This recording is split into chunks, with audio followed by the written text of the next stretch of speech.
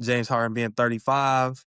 Mm-hmm. His playoff success hasn't been cookie cutter or whatever. And, he does have a large contract. And same with Darius Garland on the other end. It's like, okay, you're giving away a 26-year-old that, we haven't seen him play his best basketball yet. And then you had to give away a pick too. So it's a gamble for both sides. But I think it's a gamble that, at least right now, it just looks like this Cavs team that we watching is a completely different team. I'm excited to see how they finish, man. They haven't even really gelled yet. I think right now they just playing off They're the just playing vibes. Like, ball. Yeah, they're just yeah, playing ball.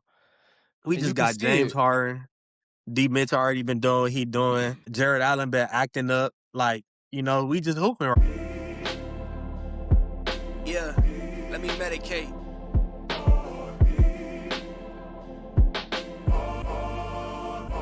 I need something to get me in the right place of mind. No snakes hanging around any place of mine. I'm trying to build an empire. We in two different states of mind. I'm trying to escape the confines of my city limits. But shit get risky as making one of these shorties your misses. Gotta keep a low profile nowadays. I'm staying out the way, you single niggas. Wildin' with these low rates of retention. Jumping at the first chance you get cause she showed you some attention. I love this life out the spotlight. What's up, everybody? Welcome to another episode of Lab Rats and Loaded Minds. Marvin Ward Jr., of course, your favorite basketball guru over there, Coach Twan. And it's been a lot happening in the landscape of basketball. And we just want to come talk to you all real quick, touch on some things we've seen from NBA trade deadline, from play after that, and these teams that are now completely different teams after the trade deadline. So, but I'm gonna take it on, push it all over to Twan right now to go ahead and get us in. Well, first off, I'm sure you want to talk about our hometown team first. What was your first impression when you see? First, I think we all seen the rumor, and then once we seen it push through, like, what was your first impression when we got James Harden? Well, you're talking to somebody that's our era of basketball for real. So Mhm. you tell me we getting James Harden, I'm all for it. No, for sure. Like, I'm not gonna. It's not even talking about Yeah. like that's literally our era of basketball. So honestly, I was all in. I'm like, we getting James Harden, bet. Oh, but in the getting, we got to give up Darius Garland, bet. Like that was my whole. Hey, I'm weak, man. Bet, like, I ain't even well, mad at it, bro. that's all we giving up. All right, cool. I didn't live through Bron leaving us on national television, Kyrie asking for trades after championships. You say all we gotta give up is Darius Garland? For sure. We gave up Colin Sexton. Like, what were we doing? No, I 100% agree. It's funny like that James Harden is even on the Cavs. Like, I was Right. having this discussion in one of our group chats, and I'm just like, bro, the amount of players that the Cavs have had that, like, you would never expect in a million years to be playing for the Cavs. Like, I think about when we was younger, Joe Smith, Wally Zerbiak, Ben Wallace, Shaq. Yeah. These are like just random names that, again, you would never in a million years be like, they played for the Cavs? Like, Right. what? Darren Williams, in LeBron's second stint. Like, that was crazy to me.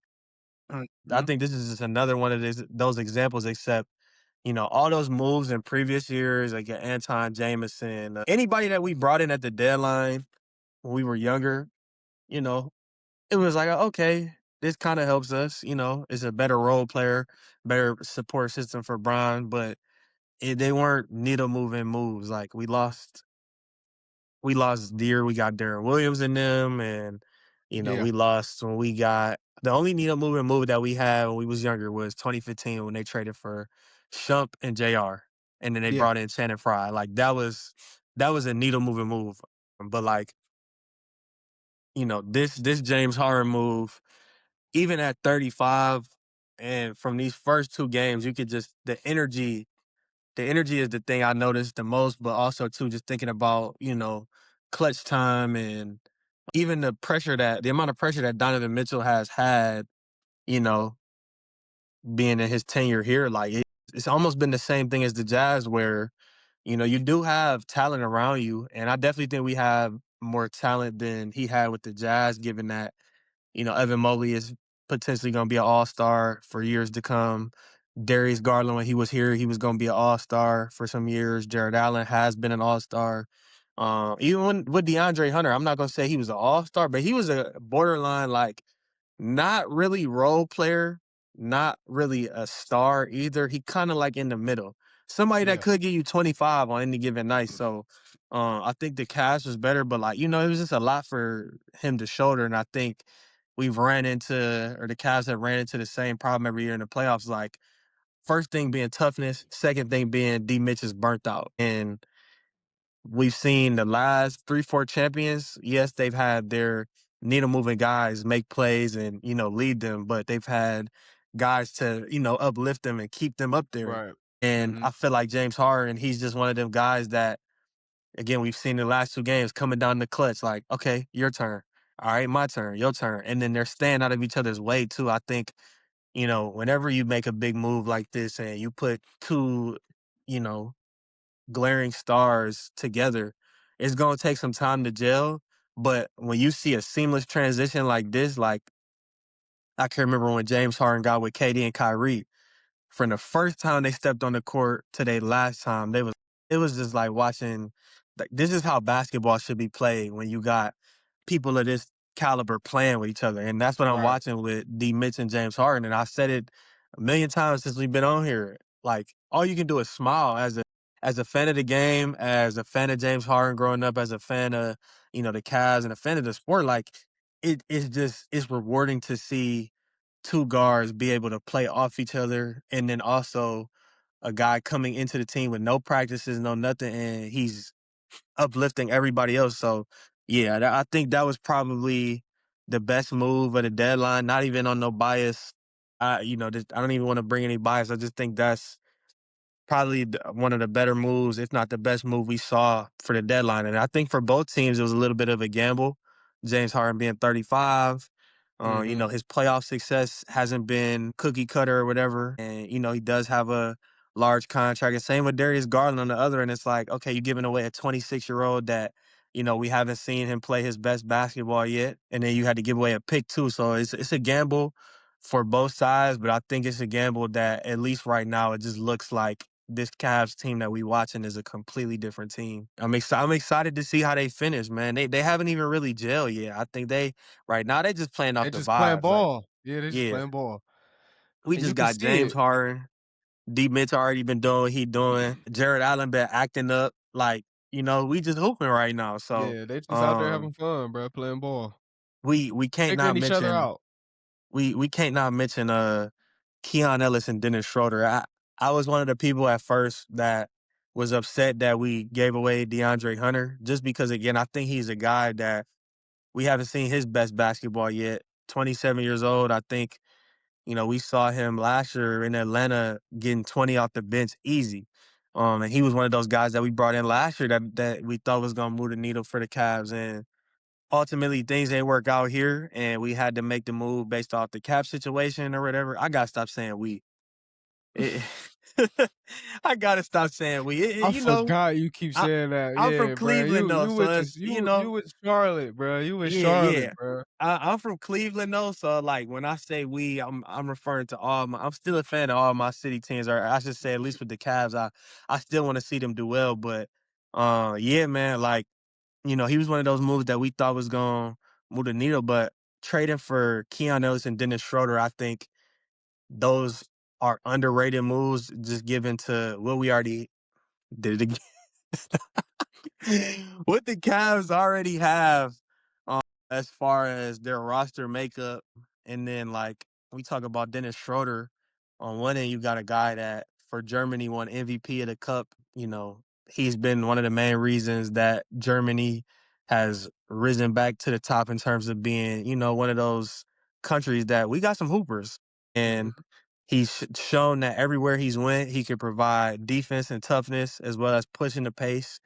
And then his counterpart that he came here with, Keon Ellis, a younger guy that has shown that he can guard 1 through 3. He can shoot the ball well, shooting 40%. So them two moves with James Harden, that I think that is for the Cavs. You get an A+ on the trade deadline. Like, y'all got under the second apron, Y'all got an older star with two role guys that you can immediately plug in. Um, yeah, man, I'm just excited to see how they finish. 9-1 in the last 10 already, even before with these last two games with the or last three games with the new pieces. Um, yeah, man, it's gonna be an exciting finish to the year. Um, definitely want to got to touch on the Io DeSumo going to the T Wolves. I think Yeah, that was my outside of the James Harden move. That was my also my other favorite move, just because Io DeSumo coming out of college, 26-5 at Illinois his last year. He was one of my favorite players in his draft class, as well as just a guy I thought that was, going to the Bulls. I'm like, okay, like he's gonna be able to go in there and thrive. And obviously, the Bulls have done what they've done over the last couple of years in terms of roster makeup. But, this year, averaging 15, 3 and 3, and shooting 45 from three, and you put him next to Ant, I feel like we might be seeing, one of his best versions as a player. And somebody that's still young, I think all you can ask for is an opportunity, to be yourself, flourish, and then play winning basketball. So now I don't know if he moves the needle for them in the Western Conference, because I feel like that's a lot of gray area, but I feel like he is a better playmaker as well as more capable defender because of his size than a DiVincenzo, with who they still have. So I'm excited for the T Wolves as well to see how they gel and finish. Or did you have any other moves that, you know, he was like, okay, I'm actually on board with this? well, my Giannis dark horse, them Jazz. Yeah, I like the Jazz. yeah, The yeah. Jazz made great moves to put Future, depth into their roster for the future. They immediate made some future great too. moves. Yeah, they made some great moves. So that'll be mine. Only because like that's an organization that you just don't really think about. Like Not other at than all. Donovan Mitchell, I mean, you've never really the Jazz never really had a really since John Stockton. No, no, no. We not gonna do Darren Williams like that because he was. Come But, on like, now. I hear you, but, bro, we was dealing with Braun, and that's the point I'm making, like, Yeah. you really don't really talk about the Jazz like that, bro. So, No, I uh, agree. Yeah, I feel like they're doing the right things now to try to finally make a push it to be a topic of discussion. That's all I mean, like, they haven't been a topic of discussion in a long time, bro. I agree. Like, so, I really like their moves. Jaren Jackson, Jaren Jackson, Laurie Markkinen, and then when Walker Kessler comes back, like Yeah, that's they nasty. Isaiah that's Collier, yeah. like and he I'm give just you 12 assists a game I'm just almost. thinking about the front line though. Like you remember when Right. Bickerstaff tried that and they thought he was Mhm. crazy, but he Yeah. was actually cooking because Laurie Markkinen can play the three. So I Yeah, see what yeah. the Jazz are trying to do. And you talked about Collier, but also to Keonte George, man. No, Keonte If their George is record great. was Like, better, everybody, bruh, they got him. They got him right now, bruh. They they got do. him right now. They They got do. him right now, bruh. I'm not gonna lie. Like, they got him. They definitely got some pieces. They just If gotta, they figure it if they out, but they get got him. they have another potentially they're gonna have another high pick in the draft. So this Mhm. is a team next year that I do expect to get over the hump to at least be in the play-in, if not the playoffs. They have Yeah. too much young talent. They have a good coach. Yeah, it's just time. Like y'all been tanking for the last 4 or 5 years since Donovan Mitchell's been gone. Like, I expect them to be, in that playoff discussion next year. Right. Yeah, I think the NBA is in a very, with the Super Bowl happening 2 days ago, it's the NBA time. So I definitely want to touch on. I already touched on the Cavs. They're 9-1 in the last 10. We can't not talk about the Hornets. Mhm. 9-game winning streak. A little biased towards them, but at the same time, I think health was the biggest thing, at least from last year and this year. Last year, they got hit with an injury bug that lasted the entire season. This year, to start off the year, they were hurt. And as of late, they've been healthy. The lineup of Conca LaMelo, Brandon Miller, Miles Bridges, and Musa, they're 15-1. So if that don't show the whole picture of, availability is the best ability and just health being that important. Like, no, like when they're all on the floor, they're top 5 in offensive rating, and they just play good basketball. So I think that's been one of the good stories to see. Like I know everybody's fans of LaMelo and want to see him do well as like a Miles Bridges, even Brandon Miller, who's been playing well as well. So Hey, yeah, I hey, think. what's up with y'all? What's up with y'all scrapping with the Pistons, bro? What's up with y'all, bro? Y'all okay over there in Charlotte, bro? Hey man, the funniest thing I seen of that was they put Stone Cold music over Isaiah Stewart running out to Miles Bridges, bro. I was crying, bro. I was crying. And they put like JR voice in the background, so here he comes. I'm like, oh shit. Like, man, I think, yeah, that it's hilarious. I think basketball is not it's not football, but it is a physical sport. And I also think you have more control over your trash talk. Like in football, as a receiver, I can talk to the DB that's lying in front of me, but sometimes he might be in the zone, or sometimes it might be a run, or the quarterback might not even look my way. I can't talk my talk how I could on the basketball court, where like, no, this rebound, I'm about to get this over you, or like, you could set a hard screen on the guard. There's just so many other ways you can get at somebody you going against, and I think, you know, Hornets and Pistons have had this thing where they clash on the court, and I think I'm not saying fighting is good for the NBA, but for all those old heads that, oh man, Jordan was da da da da da, and back in my day, if somebody came down the lane, we gave him an elbow. Like I think the NBA is still, I think it's still that level. I don't want to say that level because I don't think that's basketball. I think that's just dudes trying to fight. Like at that point, I think basketball is still very physical, and I love Yeah, that we get to see some mean streak because it just adds to what we watching as a some viewer of beef the game. stew. So, man, Beef The- Stew is crazy. I was But I'm dead. glad. Yeah, he's crazy. He's somebody that really be trying to fight though. You can tell he be trying to fight. Like you came off the bench, everybody knows from all levels of basketball. Like you're taught this. I probably want to say, even in 8th grade CYO, they said if there's ever a skirmish on the court, if you're not on the actual court playing already, you stay on your bench. Same thing in the NFL. If there's a skirmish on the field, you don't come on the sideline because Right, yeah. now that video that gets sent to the league office, we get to You're in view it. trouble. And who is that? Number 16? Yeah, Is he on? Oh he's out yeah, for 2 suspend games. him. Yeah, like that's the stuff we don't need. And I do think, Miles Bridges being suspended as well as Musa, the guys that was actually in the skirmish, they will definitely probably be suspended. But yeah, I can't not get on here and not acknowledge the Hornets playing winning basketball. In the basketball state, only NBA team here, like their fans have been waiting for this. So yeah, definitely want to touch on the Spurs too. You got OKC, but I think now you kind of have to talk about the Spurs. Obviously, they're not the champions, but there's somebody that has beaten them 3 times this year. Wait, 4, 3 or 4 times this year. Regardless, they have the pieces to make a deep playoff run and go toe to toe with whoever in that Western Conference. Obviously, it starts with Wemby, but like Stephon Castle, Vassell, even a guy old veteran like Harrison Barnes who's shooting like 40 or 50 from corner three. Like they have the pieces to compete. I feel like again as fans of the game, we've been waiting for Wemby to take that next step, given he got hurt his last 2 years. So just hoping that they can stay healthy and we finally gonna get to see, this Spurs team back in the playoffs, which, as you know, as we both know, growing up, that was a given every single year. We knew Yeah. Tim Duncan, Tony Parker, Pop, and Ginobili was gonna be in the playoffs, and we knew they was Yup. gonna, be in a 7-game series with somebody. So, yeah, again, just the NBA is definitely in a great space right now, getting into All-Star break.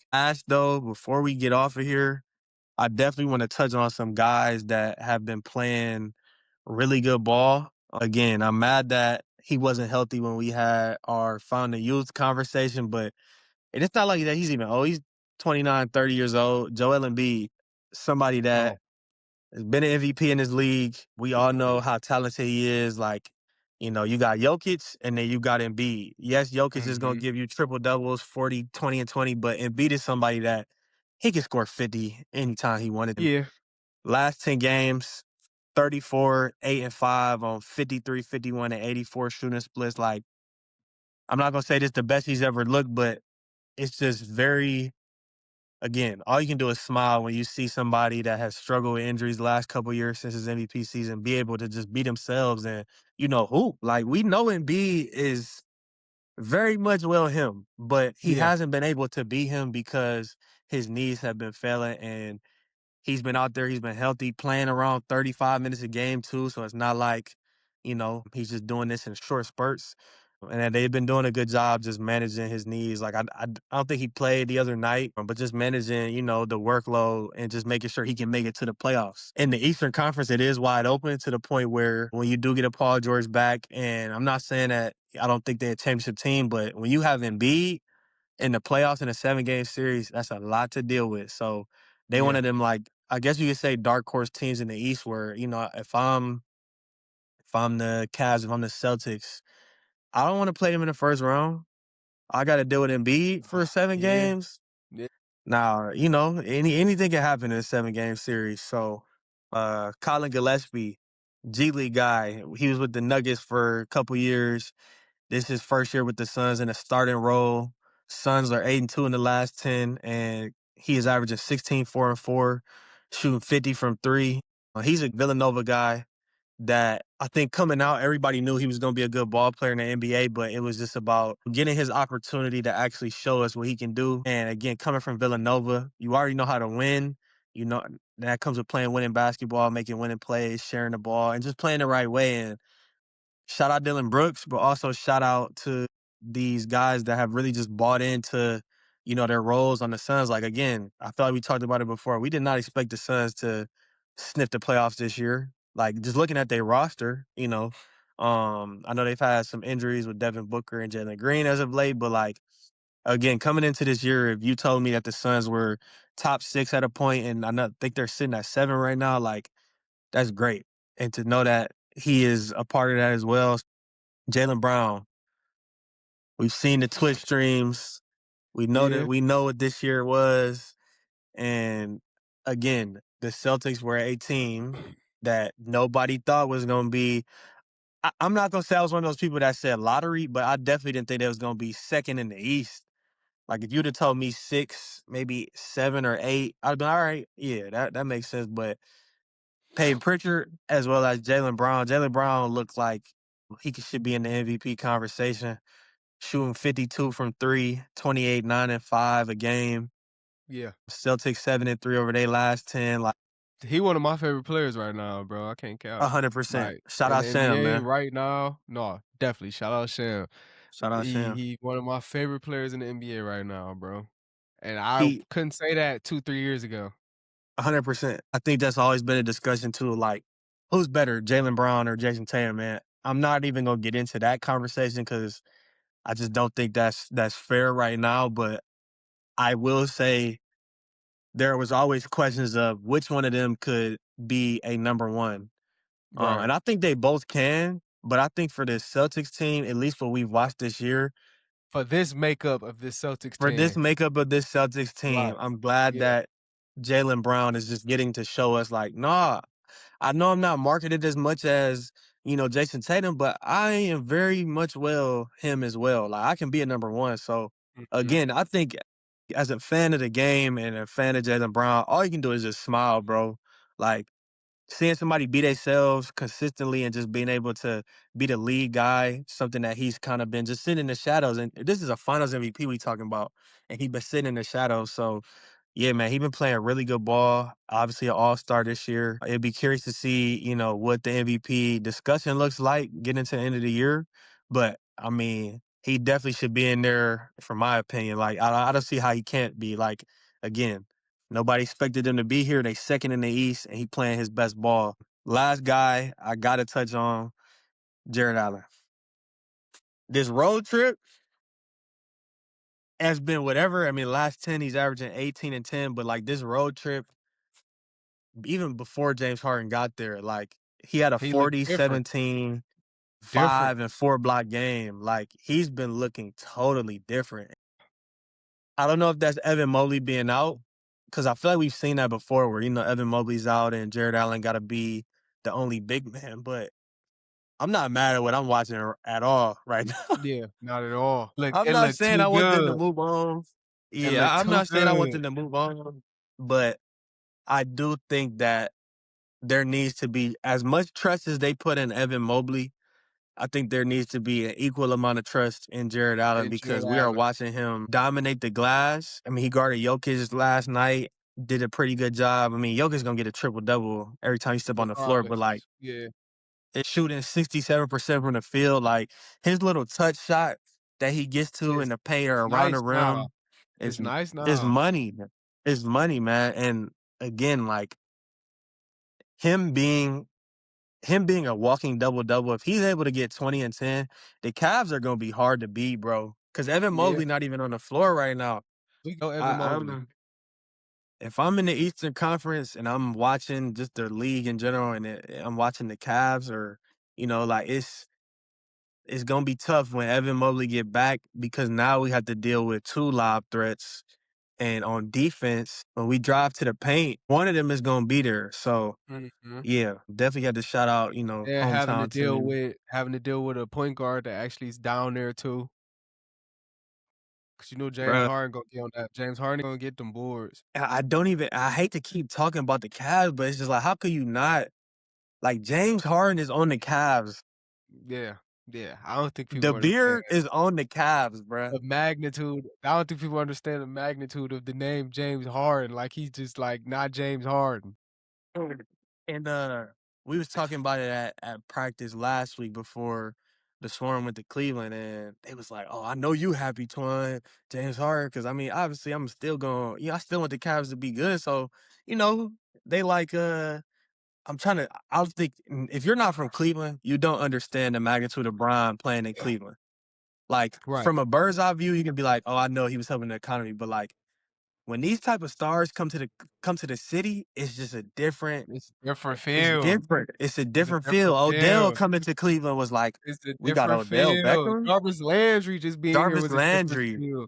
bruh. Like James Harden being in Cleveland is going to do wonders. Not only right now, but like I'm just thinking about the playoffs and the vibe is gonna be downtown. Like Downtown, I the can't wait. playoff vibes this year gonna be rocking just cause James Harden. You gonna see celebrities in Cleveland. You gonna see a bunch of people just in Cleveland. That's all the city want though. Like Yeah. that's what the Browns trying to do, trying to bring publicity to the city. We can't really speak so much about the Guardians, but they trying Sell the team. in their little realm of sports, bro. They trying. At least they signed my boy Jose back, man. That's all I care about. Man, sell Let the him team, die. bruh. Let him die with the Guardians. It Don't let him go. Bruh, I don't understand in a league where there is no salary cap how we have it's not like we don't ever have talent. Like I'm just even Lindor, like I don't know if he was a needle mover, but we talking about a perennial all-star, all MLB type of player, and we just let him walk because we didn't want to pay him. Like we did the same thing with Manny Ramirez. We did the same thing with like all these different players that have been a part of the Guardians/Indians history, and the same story every year. So It's cool, bro. We got to get one of them baseball people on here one day. They're gonna tell us because bro, definitely, it's something with the amount of money in the organization as to why we don't get the people we would want on the Guardians.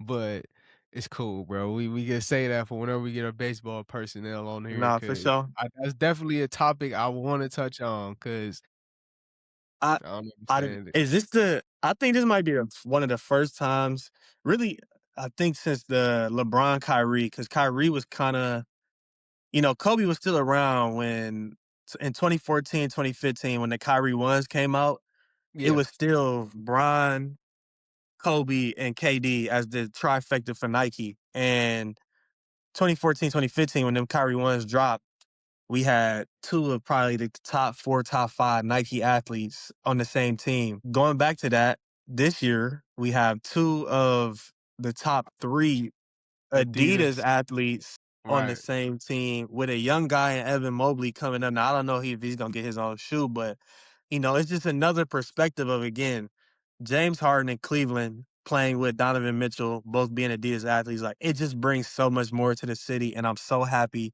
Cleveland is going to just thrive from that. Like, how can you not be happy? I'm I'm just looking very forward to the interested, rest of this year. very interested to see what this new billboard gonna look like. Cause Facts. Cleveland I gotta forgot keep a about that, billboard. bro. So I'm very It's a interested to staple. see. Yeah, I'm very interested to see. So it might be some Adidas stuff. Never know. Cause I feel like I wouldn't be surprised, bro. it was always either a Nike with Bron, or it was like the core four, or when it was just like Darius Garland and them, or it's just the full team. So yeah, I'm interested to see this new billboard out. They gotta put the beard on there. They Hey, gotta have the beard on there. and before we hop off of here too, this is just a quick one. Shout out Kenny Atkinson, man. At least in these No, for first two sure. games, like again, no practices and them just gelling as a unit. Again, I feel like we've been seeing, I think a lot of Cavs fans were mad at the beginning of the year. Like, Evan Mobley's growth was stunted a little bit just in terms of trying to make him a more perimeter-oriented player. Obviously, Darius was out of the lineup. D. Mitch was still shouldering it.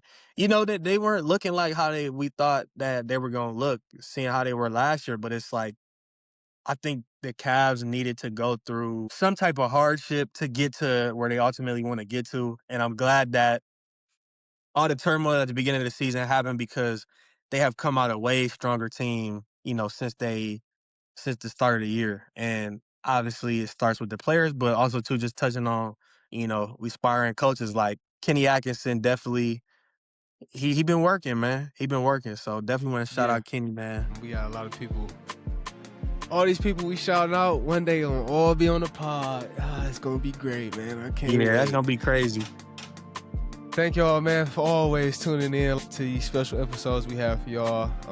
We'll be in person with each other soon, getting y'all out more in-person content. But for these little quick ones, these YouTube videos, please do everything you can. Like, comment, subscribe, follow us on Instagram, listen to us on Spotify. Please, and always thank y'all for tuning in to another episode of Lab Rats and Loaded Minds. I'm Aubrey Ward Jr.